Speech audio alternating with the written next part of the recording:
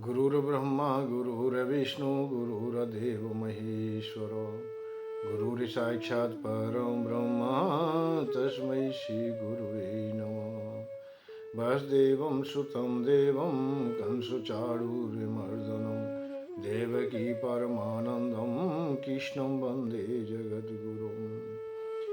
जगद्गुरु भगवान कृष्णम अतः ज्ञान गुरुवे नमः। शिक्षा गुरुश्च रामदासे युवराजे नमो नमः।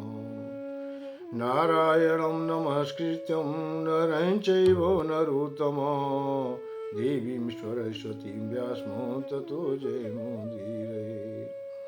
भगवान श्याम सुंदर माँ राधे रानी के श्री चरणों में नमन करते हुए संत समाज, ब्राह्मण समाज, माताएं, बहनें, हम उम्र साथी जितने भी श्रोतागण एकत्र हुए हैं उन सभी के लिए यथायोग प्रणाम। जय श्री राधे, जय श्री कृष्ण।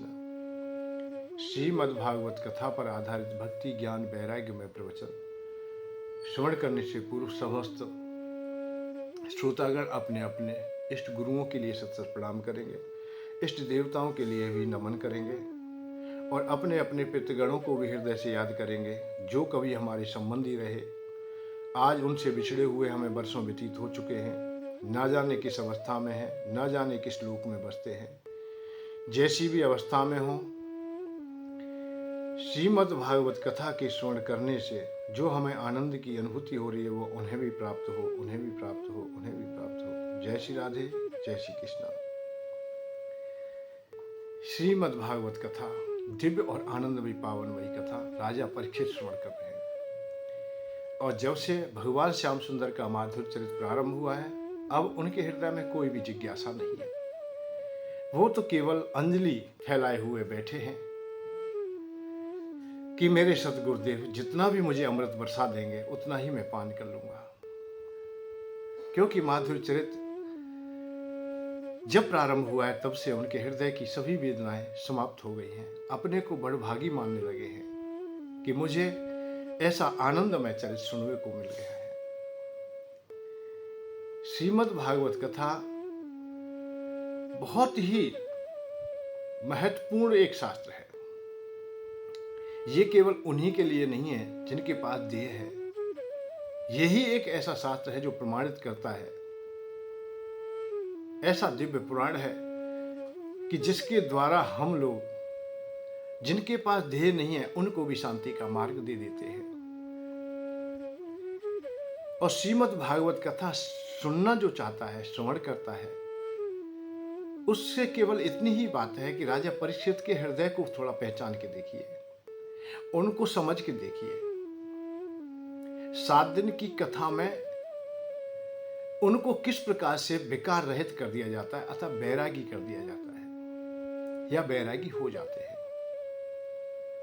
कि एक एक दिन की कथा से एक एक विषय को वो विश्राम दे देते हैं, हृदय की कामनाओं को समेट लेते हैं। अब उनके हृदय में कोई काम करने की जिज्ञासा रही नहीं है। अपने पुत्रों को गद्दी पर बैठा देते हैं, जन्मेजय को बैठा देते हैं और आप लोग बालू के ढेरे पर बैठ जाते हैं गंगा माँ के किनारे। क्रोध को भी उन्होंने विजय प्राप्त कर ली है तथा क्रोध को भी शांत कर दिया है। जिस ब्राह्मण ने मुझे श्रापित किया है उनके लिए कोई भी कड़वे शब्द नहीं बोले। अब तो केवल इतना ही कहा कि मेरे द्वारा अपराध हो गया है, उसे मुझे स्वीकार करना है। अब अहंकार मद आदि भी नहीं है कि मैं राजा हूं या मैं सिंहासन पर बैठूं, अच्छे मुझे पलंग चाहिए या बैठने के लिए आसन चाहिए। नहीं, रूखी भूमि पर बैठ गए गुरुदेव के सामने केवल अपने नेत्रों को सजल किए हुए समर्पित है। लोभ भी लेश मात्र भी नहीं है कि धन से लोभ हो, संपत्ति से हो, किसी से भी हो। नहीं, कोई कौड़ी तक अपने पास नहीं रखी। सब जहां है वहीं छोड़ करके लोष्ट की भांति त्याग करके गंगा माँ के किनारे आ गए। उनके हृदय में मोह भी नहीं है, मोह को भी उन्होंने त्याग दिया है। तुलसी बाबा तो इन विषयों को एक एक को भी जब टटोल के देखते हैं तो उनको बड़ा भारी संकट बताते हैं। मोह को ही देखते हैं तो कहते हैं कि मोह सकल, मोह ही सभी व्याधियों का मूल कारण है। मोह सकल व्याधिन कर मूला, तहते उपजे बहुविध शूला। कि मोह इतना भयंकर कोई जाल है जिसमें कोई फंस जाता है तो वो छटपटाता रहता है पर निकल नहीं पाता है, उसमें बहुत बड़ी सूल है। इसीलिए मानव नाना प्रकार, जहाँ तुम्हें कष्ट होता हो, जहाँ कष्ट दिखाई देता हो, पीड़ा दिखाई देती हो, अभाव दिखाई देता हो, तो उसमें कहीं ना कहीं मोह सम्मिलित है। पत्नी से, बच्चे से, माता से, पिता से, धन से, संपत्ति से, जड़ वस्तुओं से, पशु पक्षी, आज किसी से भी मोह हो जाता है। श्रीमद् भागवत कथा में उदाहरण आता है कि मोह के कारण जड़ भरत अपने एक जीवन को विश्राम दे देते हैं, अर्थात खत्म कर देते हैं, आत्मा तक की हत्या कर देते हैं। कि जिन्हें ब्रह्म ऋषि होना था, अर्थात जिन्हें ब्रह्म की प्राप्ति करनी थी, वो मोह के कारण, अर्थात मृग के मोह के कारण अपने को मृग में ढाल देते हैं।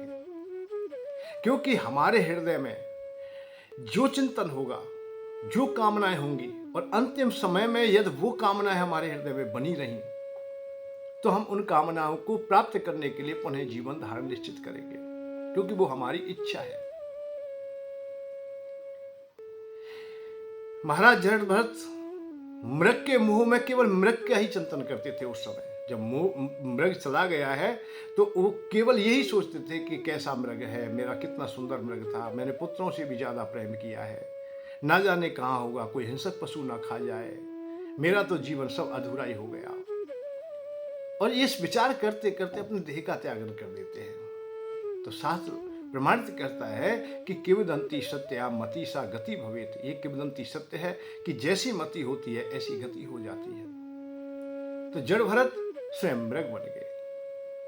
मृगत्व कारणा, मृग के कारण अपने, मतलब भरतो नाम राजा, जब रघुगण को जो शिक्षा दे बताते तो वहां जाकर के उन्होंने बताया कि मैं भरत नाम का राजा रहा हूं। मृगत्व कारण है, आत्मा को मैंने दूषित कर दिया, अर्थात आत्महत्या तक कर दी। जो मुझे सार्थक मार्ग देखना था वो मैंने बेकार कर दिया।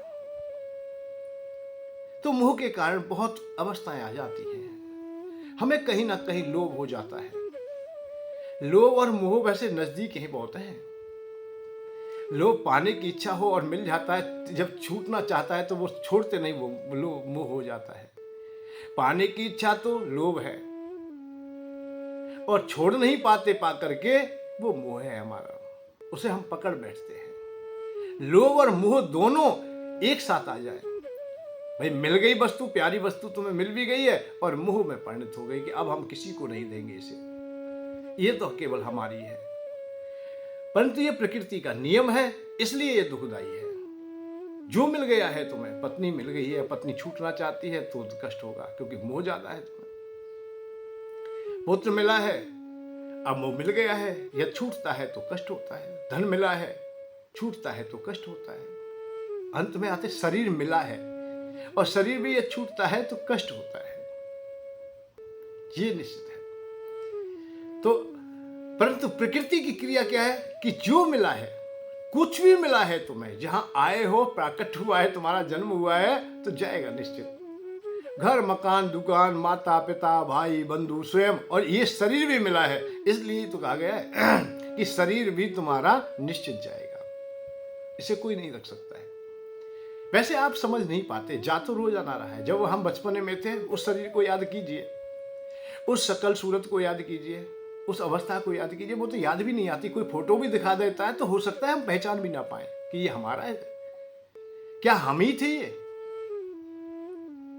वो भी तुम्हारा पहला जन्म था जो बचपना था। उस समय दाढ़ी मूंछ भी नहीं थी, बाल भी नहीं थे, शरीर में बहुत कुछ ताजगी थी। जब वो बचपना जब मरा, अर्थात वो बिछड़ा हमसे, तो जवानी आ गई, और जवानी जब बिछुड़ती है तो बुढ़ापा आ जाता है, और बुढ़ापा जब बिछुड़ता है तो मृत्यु आ जाती है।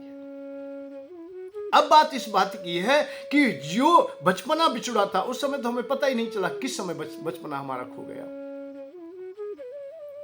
बचपने में हम चलते चलते चलते चलते हमें स्वाभाविक ही नहीं पता चल पाया कि बचपना हमारा कहां चला गया। ऐसे ही जब जवानी आ गई, बगैर कहे सुने आ गई जवानी, तो वो भी चलते चलते अपने को जब कहां खो देती है बेचारी, उसे भी बहुत टटोल के देखते हैं, पुनः खोजते भी बहुत हैं कि जवानी हमें पुनः मिल जाए।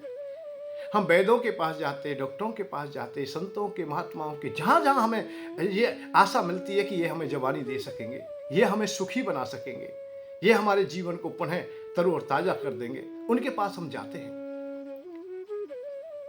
पर ना चाहते हुए जवानी भी खो जाती है हमसे, बुढ़ापा आ ही जाता है। अब बुढ़ापे में भी हम लोग ये चाहते हैं कि कम से कम ये जर्जर शरीर है, जैसा भी है ये तो बना रहे। इसके लिए भी बहुत उपाय करते हैं, नाना प्रकार के पाठ पूजा में लग जाते हैं। भैया अब तो हम भजन करेंगे, अब तो ये सार्थक जीवन हो, उसे भी हम रखना चाहते हैं। यही पुनः जीवन की बात है। और हम लोग उन विषयों को भी अर्जित कर लेते हैं, शरीर की बात नहीं है, कि जिनसे हमें बहुत पीड़ा मिलती है। हम अंतिम समय तक हो सकता है कि धन की कामना बनाए रखें कि धन प्राप्त हो। जवानी में रखा वो तो कोई बात नहीं, कि जवानी में आवश्यकता थी, आयतिक आवश्यकता नहीं, क्योंकि अब तो पुत्रों को चाहिए धन, हमें क्यों चाहिए भाई। वो जब पुत्रों पे होगा, संतति पे धन होगा, तो हमारी व्यवस्था स्वाभाविक हो जाएगी, हमें 2 रोटी चाहिए, वो भी स्वाभाविक मिल जाएंगी। तो वृद्धावस्था आते आते अपने को यदि इस प्रकार के व्यवहार में ले आते हैं तो बड़ा सुखी जीवन हो जाता है। और अंतिम पड़ाव तक कमाने में लगे रहे, धन में लगे रहे, तो यही जीवन नष्ट होना है। कई लोग देखें काम को अंतिम समय तक नहीं छोड़ते, स्त्री का संग नहीं छोड़ते हैं, धन का संग नहीं छोड़ते हैं, और क्रोध का भी संग नहीं छोड़ते, जबकि सामर्थ्य नहीं है किसी को कुछ कह दे, किसी को कोई हानि पहुंचा सके, ऐसी भी सामर्थ्य नहीं, क्योंकि स्वयं से नहीं चला जा रहा है, 2 पैर की जगह तीसरा पैर हो गया है, आंखों से दिखाई नहीं दे रहा है, कानों से सुनाई नहीं दे रहा है, जबान से बोला नहीं जा रहा है, फिर भी क्रोध कर रहा है। कम से कम हमें यह तो समझ लेना चाहिए अब हमारे क्रोध का कोई औचित्य नहीं है, क्रोध हमारा विजय नहीं हो सकता है। तो पराजित करने के लिए हमें क्रोध को नहीं लाना चाहिए। हमें ऐसे पहलवान से अपने सहायक नहीं लड़ाने चाहिए जो पहले से ही पिटे बैठे हों, उसे तो अपमान ही होगा, सम्मान कहां मिल जाएगा। बुढ़ापा आ गया है, आज तुम्हारा क्रोध बहुत कमजोर हो गया है, क्योंकि उसके क्रोध के साथ में जो सहायक थे, हाथ थे, पैर थे, तुम्हारी बल बुद्धि सब सामर्थ्य तुम में, वो सब तुम्हारा साथ छोड़ गए हैं, वो भी कमजोर हो गए, जर्जर हो गए। इसलिए क्रोध को शांत कीजिए कि भैया अब तू लड़ नहीं सकता है, बहुत समय तक तुम लड़ते रहे, बड़े बड़े दंगल लड़े हैं तुमने, पर आज नहीं लड़ेगा, तो तुम्हारा सब कुछ बचा रहेगा। और धीमे धीमे उस लड़ाई को अब छोड़ ही दे, बहुत लड़ लिए है। ऐसे ही काम की अवस्था है, अब काम को छोड़ दीजिए। अब तुम्हारा अंग काम नहीं करते, तुम्हारी शरीर की सामर्थ्य नहीं है। जब सामर्थ्य नहीं है तो फिर आप क्यों लगे हुए हो। इसी प्रकार से मोह आज समस्त विषयों को धीमे धीमे अपने त्यागन की ओर ले आए, फिर आप सुखी हो जाओगे। और यदि विषय पकड़ा रहा तो अंतिम समय तक दुख देगा, अंतिम समय तक दुख देता रहेगा। लोभ, आहा, लोभ फांसी यदि घर न बंधावा, सो नर तुम समान रगड़ा। लोभ हृदय में अड़ जाए तो स्वयं सुग्रीव तो एक ही बात कहते हैं भगवान राम जी से कि यदि लोभ की फांसी गले में ना बंधी होती प्रभु, तो वो तो आपके समान था, परमात्मा हो जाता। तो लोभ की फांस बहुत गहरी है, और अंतिम समय तक ये बंधी रही तो पशु की तरह तुम्हारा जीवन खत्म हो जाएगा। बस यही बात है, सने सने इन विषयों को कम करें, हल्का कर लेंगे सुखी हो जाओगे, इसे भारा कर लेंगे तो तुम्हें डूब देगा। राजा परीक्षित बस इन विषयों को हटाते हैं। यह राजा है, राज पे रहा है, एकाएक ये आपत्ति काल आ गया है, तो महाराज सुखदेव जी ने एकाएक उन्हें भगवान की कथा नहीं सुनाई, भगवान श्याम सुंदरी कोई कथा नहीं सुनाई। क्यों सुनाए भाई? और वो कथा नहीं सुनाई जो सहजता से समझ में नहीं आ सकती थी। कौन सी कथा है? माधुर लीलाएं, भगवान की माधुर लीलाएं। क्योंकि माधुर लीलाएं साधारण मानव की तरह होती है, और उनमें उनको सुनते सुनते हमें कभी कभी ऐसा भी हो सकता है कि हमारे मन में शंका हो जाए कि ये भगवान नहीं है। क्योंकि माधुर लीला तो माधुर है, प्रेम से भरी हुई है। अच्छा, प्रेम एक ऐसा सौदा है कि जिसके हृदय में आ रहा है उसी को वो आनंद देता है, दूसरे को तो वो घृणा का पात्र बन जाता है, दूसरे के लिए वो अशुद्धि बन जाती है, वो स्वच्छता रहती नहीं, क्योंकि वो स्वच्छता देखता है, वहां पवित्रता है, जैसे गिरिराज जी की दंडोती दे रहे हैं, परिक्रमा दे रहे हैं आप लोग। जो स्वच्छ देखना चाहता है उसे तो गोबर दिखाई दे रहा है, उसे कीचड़ दिखाई दे रहा है, मल दिखाई दे रहा है और धूल दिखाई दे रही है, वो क्यों लेटेगा? उसके तो कपड़े खराब हो जाएंगे, शरीर में कीटाणु लग जाएंगे, बहुत प्रकार की बात सोचेगा, क्योंकि वो स्वच्छता को देखता है। परंतु जिसके हृदय में प्रेम है वो उस ब्रज रज में अपने आनंद को खोज लेता है, अपने परमात्मा को खोज लेता है, भगवान श्याम सुंदर के चरण धूल को खोज लेता है, और उसमें वो लोटपीट है, वो आनंदित है, इसलिए वो दंडवत दे रहा है। उसके हृदय में कोई बात ही नहीं है। तो जिसके हृदय में प्रेम आया है वो आनंदित है, और जहां प्रेम का अभाव है वो गणित की दृष्टि में फंस जाता है। तो इसलिए माधुर चरित्र को उस अवस्था तक लाने के लिए जब तक प्रेम तुम्हारा इकट्ठा ना हो, प्रेम तुम्हारे पास ना हो, तब तक भागवत कथा नहीं सुनानी चाहिए। अतः भगवान श्याम सुंदर की माधुरी चरित्र नहीं सुनाना चाहिए। आज यही तो अवस्था है। वक्ता प्रवक्ता है आपको बहुत जल्दी से माधुरी चरित्र सुनाने लग जाते हैं, नाना प्रकार के गाने गाने लगते हैं, और ऐसे ऐसे गाने लगते हैं, उन्हें गणित की दृष्टि से थोड़ा भी देख लेते हैं तो भी वहां शंका हो जाती है, ये भगवान नहीं, ये वक्ता नहीं, ये क्या सुना रहे हैं भाई, ये अच्छी बात नहीं है। ऐसा तो भगवान कर ही नहीं सकते। जैसे ब्रह्मा जी ने कहा ऐसा भगवान नहीं कर सकते, इंद्र ने कहा ऐसा नहीं कर सकते, सती माँ ने कहा भगवान तो ऐसे होते ही नहीं। क्यों शंका हो? गणित की दृष्टि जब आ जाती है, ज्ञान की दृष्टि आ जाती है, समझदारी की दृष्टि आ जाती है, तो भगवान नहीं दिखाई देते, फिर भगवान का अनुभव नहीं होता है। तो राजा परीक्षित के हृदय में प्रेम को जगाया पहले, क्योंकि प्रेम, अच्छा प्रेम जगेगा कब? जब विषय हट जाएंगे, जब हमारे मन की शंकाओं का समाधान हो जाएगा भाई, तभी तो लोभ तभी खत्म होगा। देखो दो प्रकार है, या तो बलात् कर दीजिए, बलात् करेंगे तो हो सकता है कभी ना कभी जो दबा हुआ है वो अंकुरित हो जाए। भाई भूमि में बीज दावा है तो हो सकता है उसे जल पानी की व्यवस्था जब सही प्रकार की मिल जाएगी तो उस दिन अंकुरित हो जाए। तो ऐसे ये विषय कभी भी अंकुरित हो सकते हैं, बलात् नहीं। इनको समझा करके, इनका समाधान करके, भाई तुम्हारे हृदय में लोभ उत्पन्न हुआ है तो लोभ को नजदीक से देख लीजिए। धन पाने की चाह है, भाई आप रेडी हो, आपको कन्या की शादी करनी है, तो आप ये ना कहें कि आप लोभी हो, नहीं, आपके कर्तव्य है उनका पालन कर ले। जब तक कर्तव्यों का पालन नहीं होगा तब तक आपको शांति नहीं मिलेगी। आप संत हो जाएं, बाबा जी हो जाएं, घर से चले जाएं, भाग जाएं, कहीं भी चले जाएं, नहीं होगी। और एक बात, आपने प्रयत्न किया था, यहां नहीं मिल पाया, आप पराजित होकर के संत हो गए हैं। परंतु जिस दिन धन मिलेगा उस दिन बिटिया याद आ जाएगी।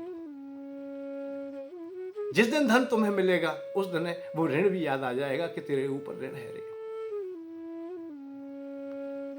अब वो अलग बात है कि तुम आए या ना आए, हठ योगी हो जाए, परंतु उसने तो अपना काम किया है, उसने तो याद दिला दिया है कि तुम ऋणी हो रे, तुम भागे डोल रहे हो, तपस्या कर रहे हो, किसी के धन को छुपाए बैठे हो, ऋण से ऋण हो जा। कर्जा नहीं दिया तो पुनः जीवन में फिर आकर के कर्जा देना पड़ेगा।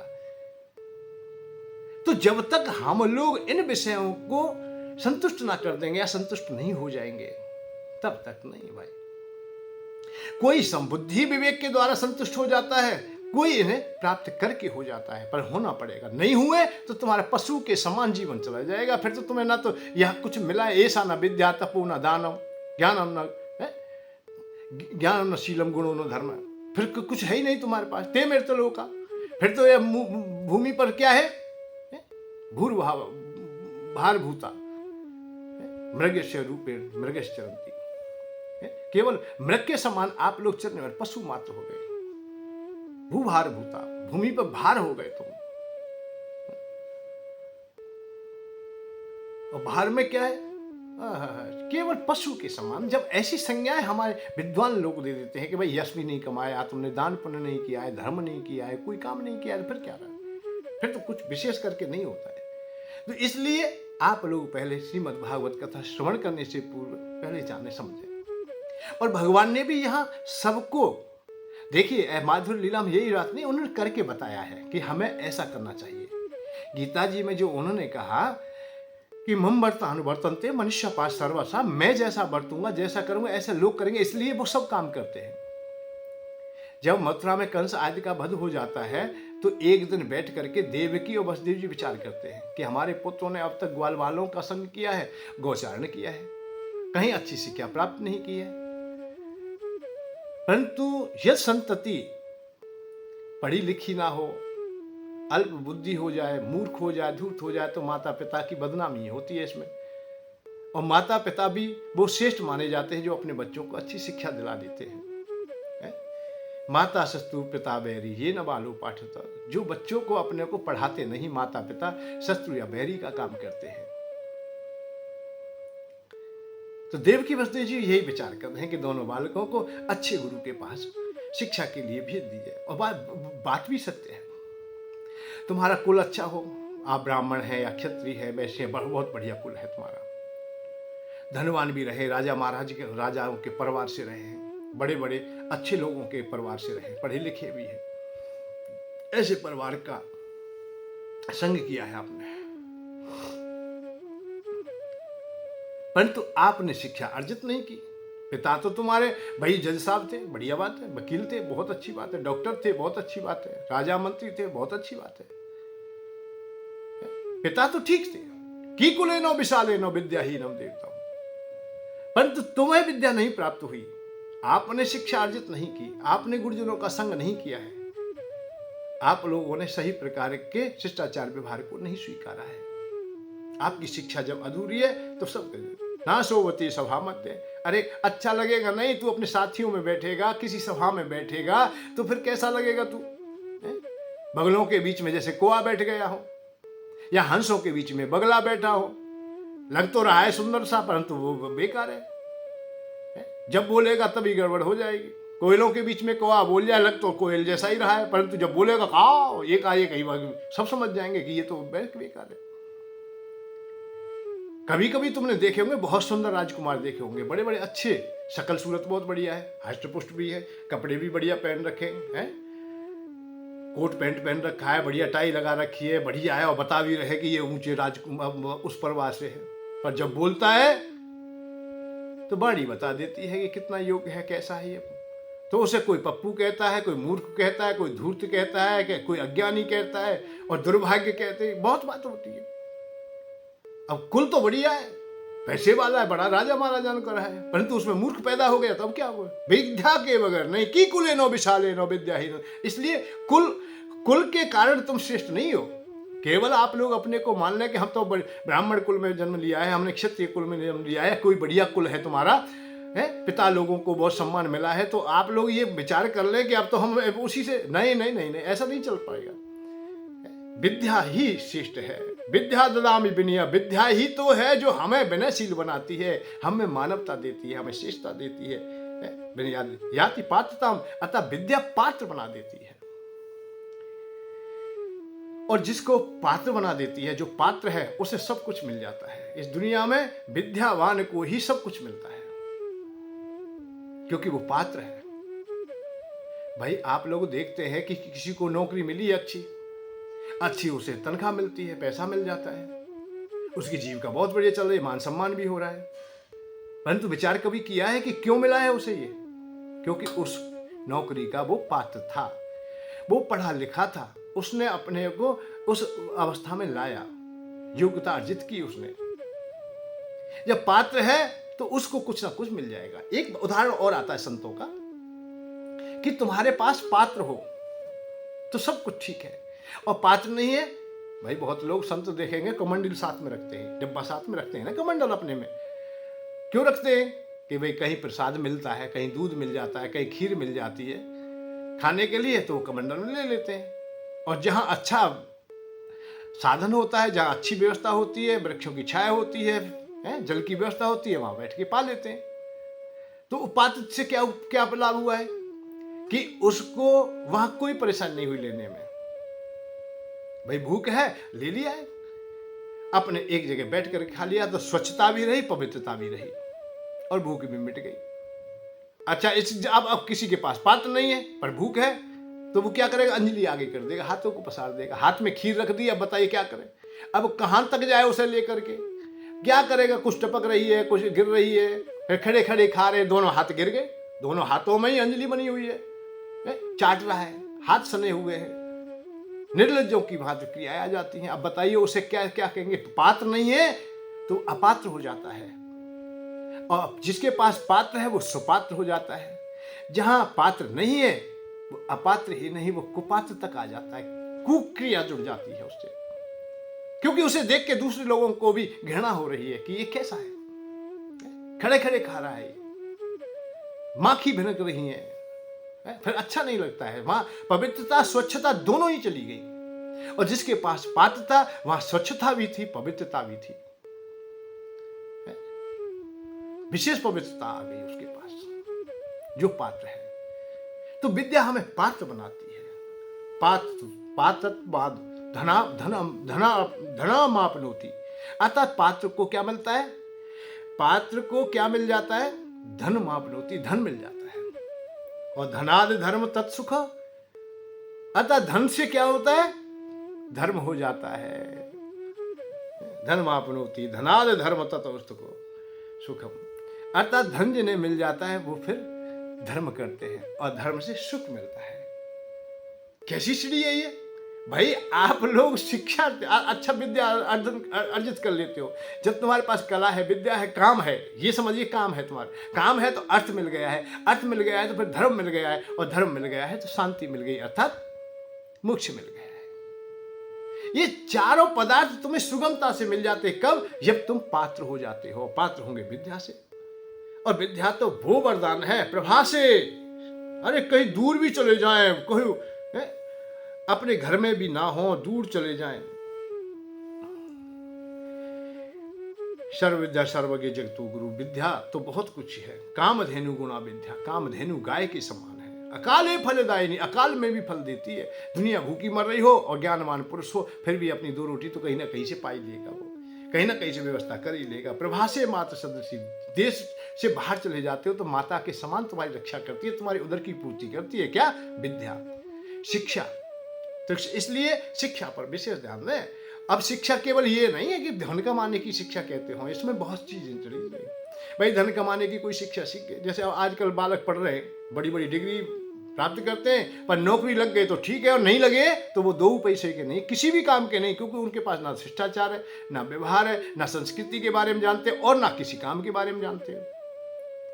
अब कंप्यूटर पर लगा दिए तो ठीक ठाक है, ना तो कुछ भी नहीं, किसी भी काम के नहीं है।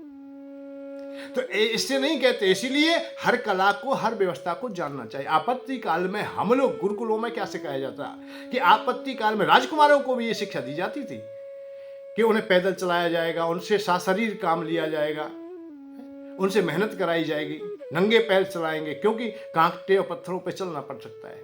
कोई भी ऐसी आपत्ति काल राजा महाराजा के सामने भी आ सकती है, और ये प्रमाण भी है कितने राजाओं के सामने नहीं आई। भगवान राम के सामने भी परेशानी आई, जंगल में जाना पड़ा, वनवास रहना पड़ा। पांडवों के सामने आई, वो भी है, उनको तैयार। भगवान श्याम सुंदर भी इसी प्रकार से जंगल में समय व्यतीत करते हैं, लकड़ी आज चुन के भी लाते हैं। तो गुरु लोग इसीलिए उन्हें मजबूत करते हैं, उन्हें बना तैयार करते हैं। महाराणा प्रताप जंगल में भटकते हैं, कितने उदाहरण नहीं आते राजा महाराजाओं के भी, धनवानों के, सामर्थ्यशालियों के भी बहुत उदाहरण आते। तो इसलिए हमेशा अपने को मजबूत करें। तो विद्या एक ही नहीं कि कंप्यूटर सीख के बस और कुछ दिन के बाद देखा नौकरी लगी नहीं, वो किसी भी काम का नहीं रहा। तो ऐसी शिक्षा नहीं, शिक्षा अच्छी हो। तो शिक्षा प्राणी कामधेनु गुणा विद्या, अकाले फलदायिनी, अकाल में भी फल देती है। तो भगवान श्याम सुंदर विद्या अर्जित करने के लिए वहां चले गए। अब बात इस बात की है कि जब आप लोग शिक्षार्थी हों, जिस समय शिक्षा प्राप्त करें, परंतु एक चीज का और भी ध्यान देंगे अभी कि शिक्षा प्राप्त कौन से करें। आज ये बड़ी विडंबना है, बहुत बड़ा संकट है ये जीवन का। बहुत भारी मोड़ ऐसा आया है कि जिसकी कोई सीमा नहीं। शिक्षार्थी हम कहां बने भाई? हम जिस विद्यालय में जाते हैं, जब से स्कूल चले, विद्यालय चले, गुरुकुल की परंपराएं विश्राम पाई हैं, तब से वो शिक्षा पद्धति ही बदल गई है। अब यही नहीं पता है हमें वो मास्टर लोग कैसे हैं, शराबी है या जुआरी हैं या नशा करते हैं या काम में अंधे हैं, क्रोध में अंधे हैं, लोभ में अंधे हैं, किस प्रकार की उन्हें शिक्षा अर्जित की है, हम किससे पढ़ने जा रहे हैं हमें पता भी नहीं है। ऐसे लोगों का हम संग करते हैं जो मानव नहीं है, सही प्रकार की मानवता धारण नहीं करते। तो यहाँ भगवान श्याम सुंदर की शिक्षा के लिए यहीं से विचार किया जा रहा है, भाई किस पे पढ़वाया जाए, किसको हम लोग इन बच्चों को सौंपें। तो कहां जा करके? उज्जैनी नगरी में।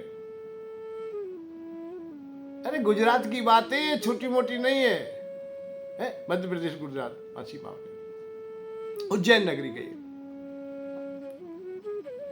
संदीप माने गुरु हैं, बहुत श्रेष्ठ गुरु है, त्रिकालदर्शी हैं, अच्छे हैं, शिष्टाचार है, व्यवहार है, मानवता है, उनके पास सब है, अच्छे कुल से है, अच्छे वंश से है। तो उन भगवान श्याम सुंदर को उनके पास भेजा, इतनी दूर भेजा, जबकि यहाँ आसपास भी कोई गुरुकुल तो होंगे ही होंगे, ऐसा नहीं है कि वही गुरुकुल थे। तो हम लोगों को भी ये देखना चाहिए हम कैसे अध्यापकों से पढ़ाएं। आजकल की अवस्था में अध्यापकों को हम देखते हैं कि जो किसी भी अवस्था की से वो पढ़ाने के योग्य नहीं है, ना तो वर्ण व्यवस्था से है, ना कर्म व्यवस्था से है, ना शिक्षा की योग्यता से है, पर फिर भी पढ़ा रहे हैं और तनख्वाह मिल रही है और उन पर बच्चों को पढ़ाते हैं। इसीलिए हमें शिक्षा नहीं मिलती है। आगे चल करके वही बच्चे माता पिता का कहा नहीं मानते, क्योंकि जो मास्टर पढ़ा रहा है वही नहीं कहा ना मानना है ना, उसने शास्त्रों का की अवहेलना की है। जिस काम को वो कर रहा है वो उसके वर्ण में था ही नहीं। ब्राह्मणों का काम था, उससे छीन लिया गया। अन्य वर्ण वाले शिक्षा दे रहे हैं, तो जहां शास्त्रों का नहीं माना है, जहां सनातन धर्म की नहीं मानी है, तो तुम्हारी कौन मानेगा? यहीं से व्यवस्थाएं भंग हो जाती है। इसलिए वो बालक किसी भी काम के नहीं होते हैं। इसीलिए हमारे यहाँ अब तुम देख रहे होंगे तो वृद्धाश्रमों का निर्माण बहुत हो रहा है और होगा। तुम पिता लायक नहीं बन पाए, पिता लायक होते तो सब कुछ ठीक होता। अच्छे अध्यापक देखते, अच्छे गुरुकुल की व्यवस्था करते, सही शिक्षा दिलाते और स्वयं भी देते। नए धनोपार्जन के लिए जैसे शुगर कुकर की भांत पशु की तरह हम केवल धनोपार्जन के लिए शिक्षा देने में लग जाते हैं और कोई काम नहीं। 1000 ठगी कर ला बेटा का ऊपर तो नहीं, पर चुपचाप ले आ, बस ले आ तू। और वो ले आया, फिर वो गांव में बैठ करके वो व्यापार कर रहा है, पैसे को बेच रहा है, अर्थात लगा रहा है व्यवसाय में, ब्याज रूपी व्यवसाय में ब्याज में लगा रहा है। बाप भी चतुर है, बाप भी ठगे तो बेटा भी मां ठगे, दोनों लग रहे। तो ये क्रियाएं जब हमने अपना ली हैं तो फिर हम क्यों कामना करते हैं फिर शास्त्रों के अनुसार कि भगवान राम की तरह हम पिता के लिए दुखी हो? फिर वो संतान दुखी नहीं होगी, पिता बाहर में जाए, कोई परेशानी नहीं, उनकी बात मानेंगे भी नहीं, चर्चा करेंगे नहीं। तो संतति का ही हमेशा ये ना समझे कि जो संतान पिता को दुख दे रही है कि वो नालायक है। ना ना ना ना, बहुत बहुत परसेंटेज ये सिद्ध होगा कि पिता नालायक था कि एक संतान पैदा की, उसने प्रकृति का हनन किया और संतान होने भी नहीं दी, वो भी विदेश भेज दिया है। बड़ा सीखी में अकड़ रहा था, मेरा बच्चा बहुत दूर नौकरी करता है, डॉक्टर हो गया है, इंजीनियर हो गया है, मेरा बेटा वकील हो गया है। बेईमानी करके, उल्टा सीधा ठग, लाचार मजबूर कर करके पैसा कमा रहा था, बड़ा खुश हो रहा था। तो कल वो तेरी सेवा क्यों करेगा कि तूने वो बताया नहीं। पिता होता तो तू कहता कि बेटा किसी भी अवस्था में एक भी पैसा चोरी से नहीं लेना है, तेरी जो ड्यूटी है उसे अच्छी प्रकार से करना, सबकी सहायता करना। जिस गद्दी पर बैठा है तू, नहीं साइन करने के भी दलाली लेता है, पैसा लेता है, वो उससे क्या कामना करेंगे देश की, धर्म की, सनातन धर्म की। तो शिक्षा बहुत अनिवार्य है। शिक्षा का अभाव जब हो गया है तभी सब कुछ धूमल होता जा रहा है। भगवान श्याम सुंदर बड़े ध्यान लगाकर सुनते हैं, गुरुदेव जो भी बताते हैं उन्हीं बातों को याद कर लेते हैं, रात्रि में मनन करते, चिंतन करते हैं, उनका परीक्षण कर लेते हैं। श्रीमद् भागवत कहती है कि अल्पकाल सब विद्या पाई, 64 कला सहत दो भाई, और अल्पकाल सब विद्या पाई। थोड़े से समय में 64 कलाओं को 64 दिन में ही। कहने का बात है कि एक बार गुरुदेव बता दे, इशारा कर दे, उसे अर्जित कर ले। और ये कब होता है? जब हमारे मन में, चित्त में कोई भी और विषय समाया ना हो, विद्यार्थी के दिमाग में केवल गुरुदेव की वाणी हो, गुरु की वाणी पर पूर्ण विश्वास हो जाए कि जो कहा है वही ठीक है, और उसे स्वीकार कर ले। रात में मनन करे, तुम्हारे हृदय में फीड हो जाएगा, क्योंकि ये भी एक कंप्यूटर है, फिर इसे कभी भी आप लोग दोहरा सकते हैं। परंतु गुरु के प्रति शंका रहेगी, क्रियाओं के साथ रहेगी, या हम लोग कहीं क्लास में बैठे हैं, गुरुदेव के सामने बैठे, दिमाग दूसरी जगह जा रहा है, हमारा काम में जा रहा है, क्रोध में जा रहा है, लोभ में जा रहा है, मोह में जा रहा है, नाना प्रकार के विषयों में यदि हम चले गए हैं तो हमें गुरुदेव बताते रहे, कितनी भी बात बताए वो हमारी समझ में नहीं आएंगी, क्योंकि हमने सुनी नहीं। वो जब ध्यान दे करके हम नहीं सुनेंगे तो हम विश्वास नहीं कर पाएंगे। ये बात मैंने कई बार कहा है एक बार त्रेतायुग माही सम्मु गए ऋष कुंभज माही संग सती जग जननी भवानी पूजे ऋष अखिलेश्वर जानी। कुंभज ऋषि के आश्रम में भगवान राम की कथा निरंतर चलती है। वहां शंकर भगवान मां पार्वती के साथ में कथा सुनने के लिए गए, अतः सती मां के साथ। राम कथा मुनि वर्ज बखानी संत लोग हैं, राम जी की कथा कहते हैं। तो यह बात आती है, ये चौपाई कहती है कि शंकर भगवान ने बहुत अच्छी प्रकार से सुनी। राम कथा मुनि वर्ज बखानी सुनी महेश परम सुकुमानी। शंकर भगवान कथा सुनते हैं और सती मां नहीं सुनती है। जब नहीं सुनती हैं तो वही आगे चल के भगवान राम पर शंका करने लगती है। जब हमने कथा सुनाई नहीं, हमने गुरु की वाणी को हृदय में आने ही नहीं दिया, उसे स्थान नहीं दिया, तो हमें समझ में कहां से आ जाएगा? फिर हम इधर से उधर दिमाग लगाएंगे। तो ऐसी सती मां ने दिमाग लगाया कि मैं कैसे मान लूं राम भगवान है, कि राम की कथा चल रही थी, कथा तो सुनी नहीं। राम कथा मुनि वर्ज बखानी सुनी महेश परम सुकुमानी। क्यों नहीं सुनी? मुनि सन विदा मांग त्रिपुरारी संग चले संग दक्ष कुमारी। क्यों? दक्ष की बेटी है, चतुर की अर्थात मानव की बेटी है। जो मानव अपनी चातुरता में आ जाता है, दक्षता में आ जाता है, वो नहीं फिर सुनता है। तो बच्चा वो ही सुनता है जो गुरु को पूर्ण रूप में समर्पित कर देता है अपने को, फिर उसके हृदय में ये शिक्षा बैठ जाती है। तो अल्प समय में भगवान श्याम सुंदर ने समस्त शिक्षाओं को धारण कर लिया। बहुत सुंदर दिव्य कथा है। जब 64 कलाएं सीखे और भगवान में देखा है कि गुरुदेव तो निरुत्तर जैसे हो गए कि अब मैं तुझे क्या बताऊं रे, तुमने सब शिक्षाएं अर्जित की है। जब शिक्षाएं पूरी हो जाती है, जब क्लास हो जाती है, भाई तुमने देखा है ना, स्कूल कोई खुला है, हाई स्कूल तक है, अब पढ़ रहे हो आप लोग, कक्षा 6 से चालू हुए, 5 से चालू, जहां से भी हुए, क्लास होती गई, 7 हुई, 8 हुई, 9 हुई, 10वीं भी पास हो गए और बढ़िया फर्स्ट क्लास पास हो गए। अब बताइए, स्कूल की क्लास तो है वहाँ 10 तक ही, तो 11 में यदि पढ़ना है, आगे आगे बढ़ना है, तो मैं इंटर करना है, बीए करना है, कोई भी क्लास आगे करना है, तो अब वहाँ से जाना पड़ेगा। तो गुरुदेव ने भी कह दिया है कि पुत्र, मैं तो, मेरे पास जो कष्ट था वो मैंने तुम्हें दे दिया है और तुम सब में पारंगत हो। भगवान कृष्ण और भैया बलराम दोनों हाथ जोड़ के गुरुदेव के सामने खड़े हो गए। गुरुदेव, हम भी अब नगर को जाना चाहेंगे, परंतु शिक्षा अर्जित की है, आपको हम गुरुदक्षिणा देना चाहते हैं। आप जो चाहते हो, जो लेते हो, जो कामना हो, वो हमसे कह दें।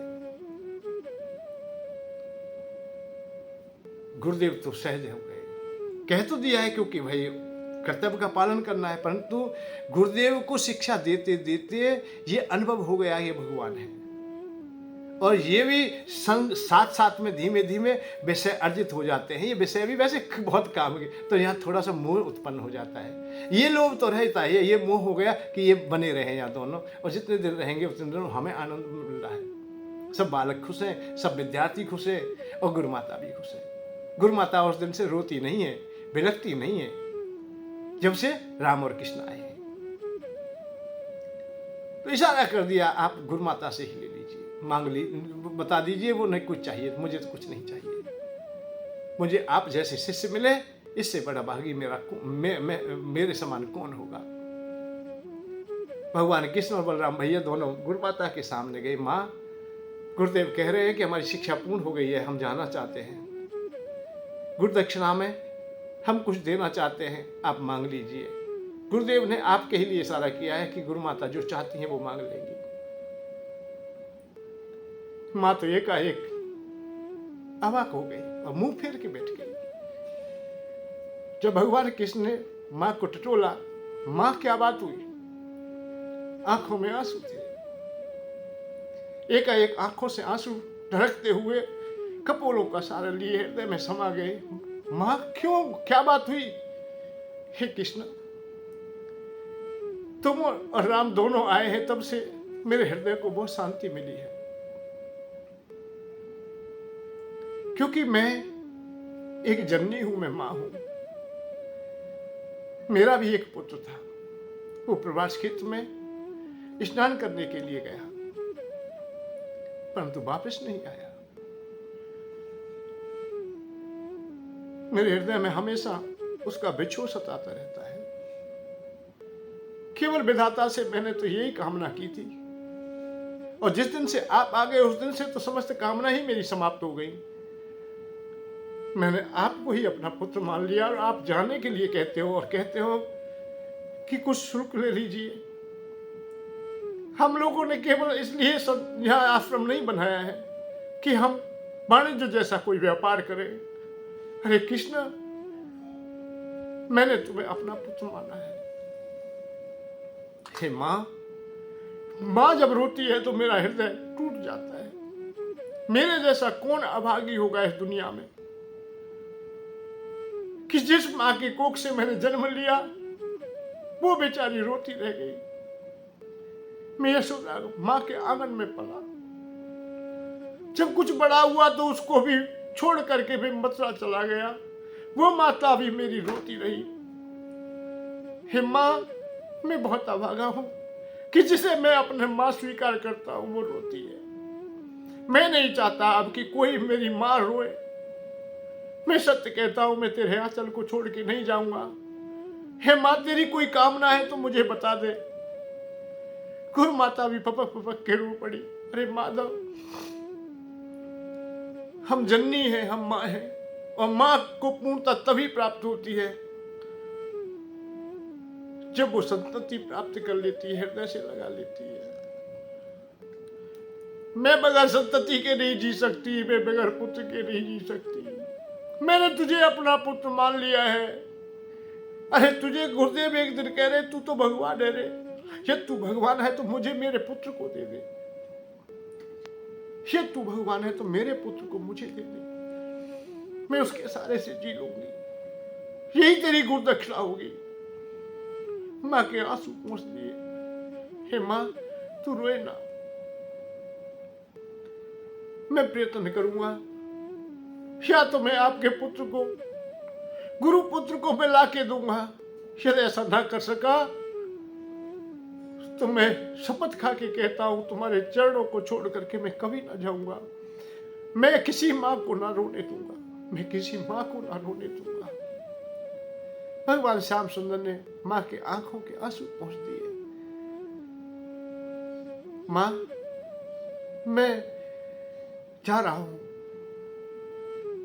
मैं भैया को ढूंढ के लाऊंगा। कृष्ण और बलराम चले जाते हैं।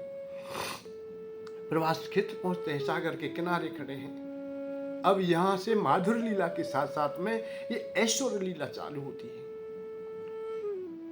सागर को आदेश दिया, ये ऐश्वर्य लीला है कि हमारे गुरुपुत्र कहाँ है। उन्होंने हाथ जोड़ के कहा है कि हमारे उदर में तो नहीं है, परंतु मेरे पेट में, सागर की गहराई में, हमारी गहराई में शंखासुर नामक दैत्य रहता है। हो सकता है उसने निगल लिया हो।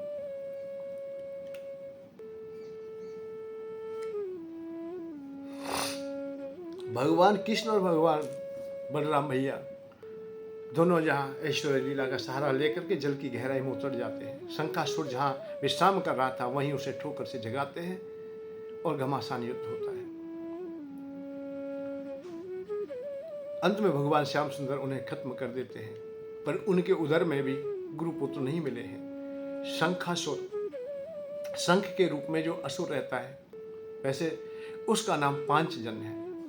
वही शंख होता है, शंख के रूप में वही शंख होता है भगवान श्याम सुंदर, जिसे अपने साथ में पूरे जीवन धारण करते हैं। वहां से वो धर्मराज जी की सभा में पहुंचे हैं। वहां उन्हें आदेश दिया है तो वो भी हाथ जोड़े खड़े हैं। प्रभु, हमें आदेश दीजिए, बताइए। मैं तुम्हारे पास में हमारे गुरु पुत्र आए। उन्होंने ध्यान दिया वह कि नहीं, मेरे पास में नहीं है। वहीं कहीं भी हो ला के दीजिए। ध्यान लगाया, देखा है कि वरुण लोक में है। वरुण जी को आदेश दिया है, वहां से गुरु पुत्र को लेके आते हैं।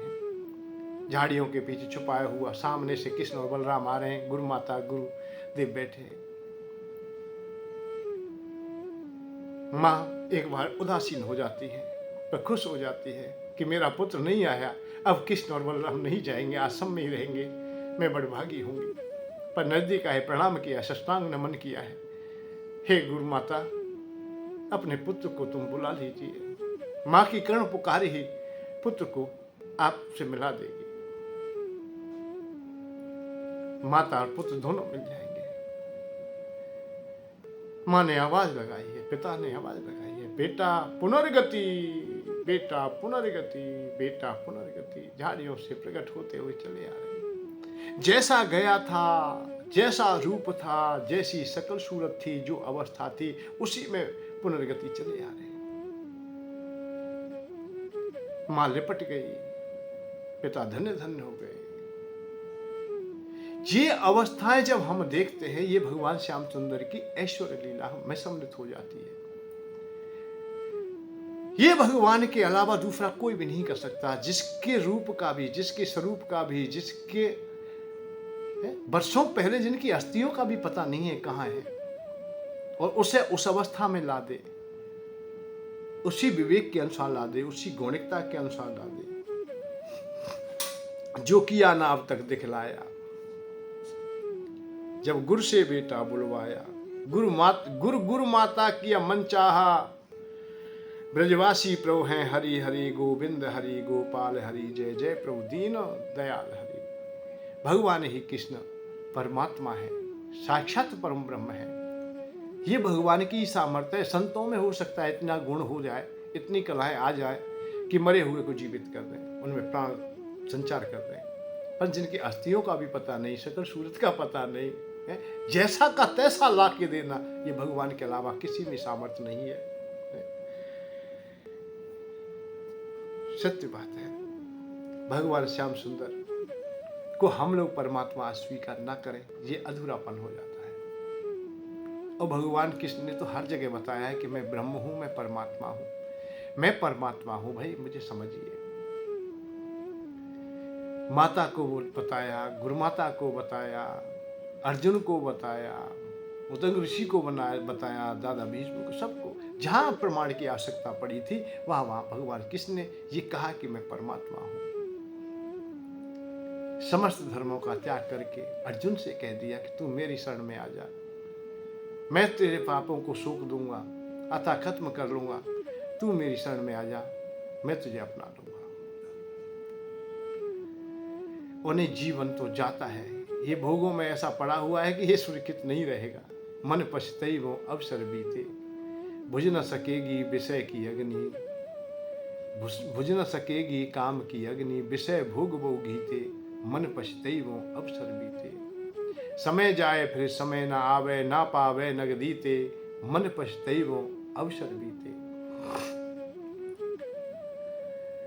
जल की रेख कर्म सब सारे, क्यों खींचे मन हीते, और जल को कोई लाभ न हानि, क्यों खींचे मद पीते, मन पछतई वो अवसर बीते। अब नाथ है अनुराग जाग जड़, त्याग दुरासा जीते, मन पछतई वो अवसर बीते। ये अवसर न जाए, इसका हमेशा ध्यान रखें। ये मानव जीवन मिला है, ये सदैव ना रहेगा। सदैव तुम खुश ना रह सकेंगे, सदैव प्रसन्न ना रह सकेंगे, सदैव तुम्हारी ये सामर्थ्य नहीं होगी कि आप कथा सुन लें, सदैव ये सामर्थ्य नहीं होगी कि आप कोई भी क्रिया कर लें। असहाय हो जाएंगे, वाणी भी असहाय हो जाएगी, क्रियाएं असहाय हो जाएंगी। इसलिए उनसे पहले ही, समय रहते ही भक्ति क्या करोगे जब शक्ति ना रहेगी, बोलने की भी इस बद्दवानी में। इसीलिए भक्ति साधन योग कर, भोगों से वियोग कर, राम को मत भूल प्यारे इस जवानी में। समय आज है, आज ही है, कल के लिए नहीं। भूतकाल हमारा किसी काम का नहीं, भविष्य भागता चला आ रहा है। हर अवस्था को लेते, महीने को लेके आ रहा है, वर्ष को लेके आ रहा है, संवत्सर को लेके आ रहा है, युगों को लेके आ रहा है, चौकड़ियों को लेके आ रहा है, महाप्रलय तक सबको लेके आ रहा है। भविष्य हमारे नजदीक आता जा रहा है। वर्तमान कहीं हमें खोजने को मिलता नहीं, वर्तमान हमारे हाथ में आते आते भाग जाता है। एक पल नहीं रुकता, एक क्षण नहीं रुकता है, कहीं वो ठहरता नहीं। तो हम वर्तमान तो हम समझ भी नहीं पाते कि हमारे पास आया भी है क्या, और भूतकाल कभी वापस मिलेगा नहीं, और भविष्य कहीं रुकेगा नहीं। तो जो अवस्था है तुम्हारी जहां है, जैसे ही अपने को सार्थकता दे दीजिए, समझने का प्रयत्न कीजिए, लोक परलोक दोनों सार्थक कीजिए। इन कथाओं से लोक में भी हमें जीने का मार्ग मिलता है और आत्म कल्याण का भी मार्ग मिल जाता है। दोनों हाथों में लड्डू आ जाते हैं, इससे ज्यादा और कुछ भी अच्छा नहीं है। श्रीमद् भागवत कथा दिव्य और आनंदमयी पावनमयी कथा निरंतर आप लोग इसी तरह श्रवण करते रहें। हो सकता है कि जीवन में कोई शब्द काम आ जाए, कोई कल्याण का मार्ग मिल जाए। श्रीमद् भागवत कथा श्रवण करने के लिए निरंतर बने रहें। जय श्री राधे, जय श्री कृष्ण। धन के साथ धर्म की ओर, सुख की खोज।